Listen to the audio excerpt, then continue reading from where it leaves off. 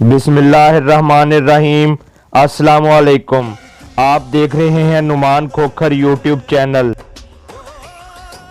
किसी भी दोस्त को किसी भी शहर या गांव के मशहूर डॉन के बारे में मुकम्मल और दुरुस्त मालूमात हों और वो उस पर वीडियो बनवाना चाहे तो वो अपना व्हाट्सएप नंबर कमेंट में दे दें, मैं इनसे रब्ता कर लूँगा। तो आइए वीडियो शुरू करते हैं। सरदार हयात खान अल मारूफ हयातू बलोच सन 1952 में चक नंबर 216 सेमा दी झोंक थाना मोचीवाला तहसीलो ज़िला झंग में पैदा हुए।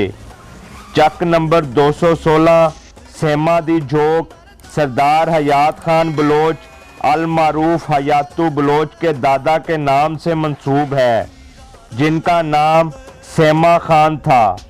सरदार हयात खान बलोच के वालिद का नाम सदीक बलोच था, जिनका ताल्लुक जमींदार तबके से था। सफ़ेद पोश इंसान थे, पंचायती और डेरेदार भी थे। सरदार हयात खान उर्फ हयातू बलोच के तमाम भाई जमींदार थे। हयातू बलोच कबड्डी के इंटरनेशनल खिलाड़ी थे। सरदार हयात खान उर्फ हयातू बलोच माल मुवंडी मवेशियाँ गोजरा मोड़ कायम भरवाना और 18,000वीं के ठेकेदार थे। हयातू बलोच पर मुख्तलिफ नौयत के 97 पर्चे दर्ज थे, जिनमें मजलूमों की मदद करके जालमों को कत्ल करने के भी पर्चे शामिल थे। हयातू बलोच की एक खूबी ये थी कि मजलूम का साथ देते थे और जालिम चाहे कितना ही ताकतवर और असरो रसूख वाला हो, मजलूम की खातिर उससे टक्कर ले लेते थे। सरदार हयात बलोच ज़िला झंग के अलावा टोबा टेक सिंह और गोजरा में भी असरो रसूख रखते थे, जहां इनका खौफ और दहशत थी। गोजरा के मशहूर दुश्मनदार वड़ाइच ग्रुप से इनके गहरे मरासम थे और उनकी दुश्मनी में भी हयातू बलोच ने उनका साथ दिया था और ये मुकदमे वार थे। सन 1981 में गुलाम अब्बास उर्फ अब्बासा अराई सकना सादा अराई टोबा टेक सिंह के वालिद को दुश्मनों ने कत्ल कर दिया। अब्बासा अराई ने हयातू बलोच को मदद का कहा, जिसका बदला लेते हुए सरदार हयात ने 2 बंदे मुनीर अराई और शरीफा को कत्ल किया। इन 2 कत्लों का पर्चा सरदार हयात बलोच पर दर्ज हुआ। सरदार हयात बलोच के होते हुए पुलिस कभी चक 216 सेमा दी झोंक में रेड नहीं करती थी। एक दफ़ा SHO असलम लोधी ने सरदार हयात बलोच की गैर मौजूदगी में चक 216 रेड किया। पुलिस के भारी नफरी असलम लोधी SHO मोचीवाला के हमरा थी। जब सरदार हयात बलोच को इस रेड का पता चला तो उन्होंने पुलिस को घेर लिया। SHO असलम लोधी की वर्दी फाड़ दी और जितने बंदे पुलिस ने पकड़े थे सबको छुड़वा लिया, जिसके बाद पुलिस को वहां से भगा दिया गया। सन 1988 में सरदार हयात बलोच के पास मोहम्मद मंजूर धीरो का, जिनका ताल्लुक गोजरा से था, आए और एक भैंस पसंद करके 1 माह के वादे पर उधार ले गए। जब वादे का टाइम ख़त्म हुआ तो सरदार हयात बलोच उर्फ हयातू बलोच भैंस के पैसे लेने गए तो मंजूर धीरो का और उनके वालिद ने पैसे देने से इनकार कर दिया और कहा कि जो करना है कर लें।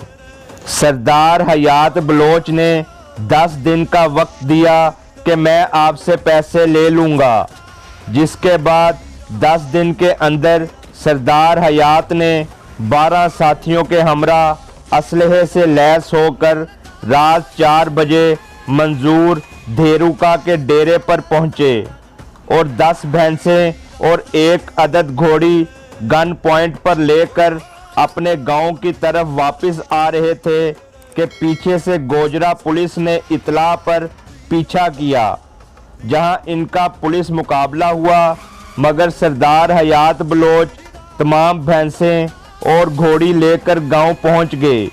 गोजरा पुलिस थाना मोचीवाला गई। SHO मोचीवाला असलम लोधी को तमाम वाकया सुनाया और इमदाद तलब की। असलम लोधी ने इमदाद देने से साफ इनकार कर दिया और कहा, अगर मिन्नत समाजत के साथ माल मवेशी लेना चाहो तो मैं आपके साथ जाता हूँ।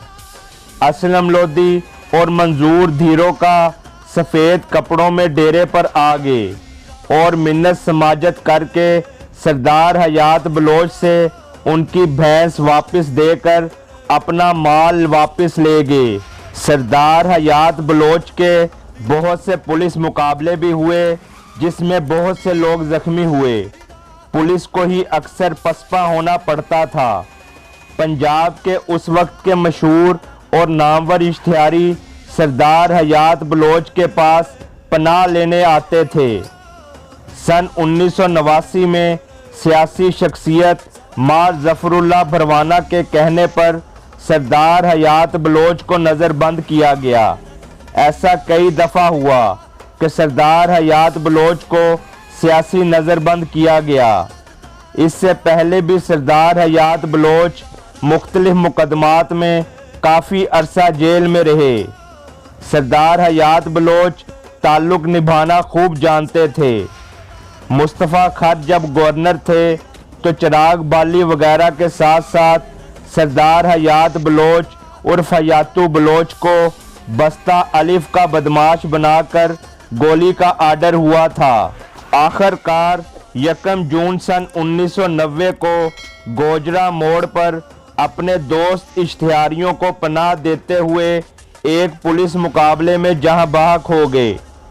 इसका बदला 21 जनवरी बरोज मंगल सन 1992 को हयातू बलोच के बेटे हसनात खान उर्फ टैडी बलोच ने लिया।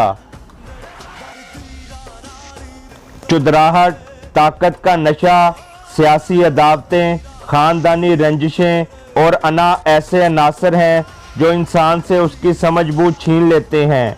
इंसान की अना वो चीज़ है जिससे वो बड़ी से बड़ी दुश्मनी में भी कूद पड़ता है। वो ये चीज़ भूल जाता है कि उसकी अना उसकी आने वाली नस्लों को किस अजाब में मुब्तला कर देंगी।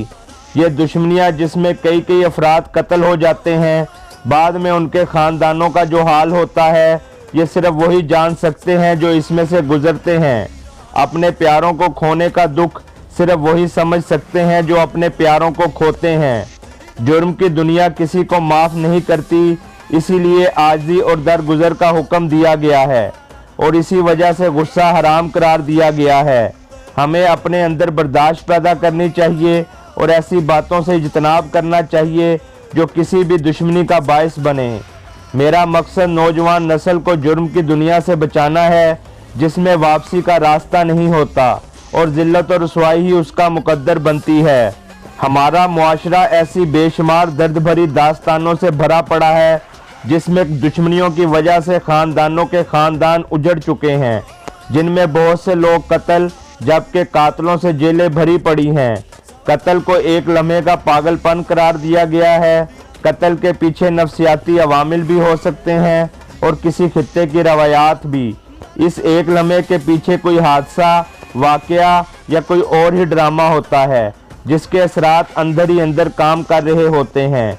ज़िंदगी एक बार मिलती है, लिहाजा अच्छी और शराफत भरी ज़िंदगी गुजारनी चाहिए और दूसरों के काम आने की कोशिश करनी चाहिए।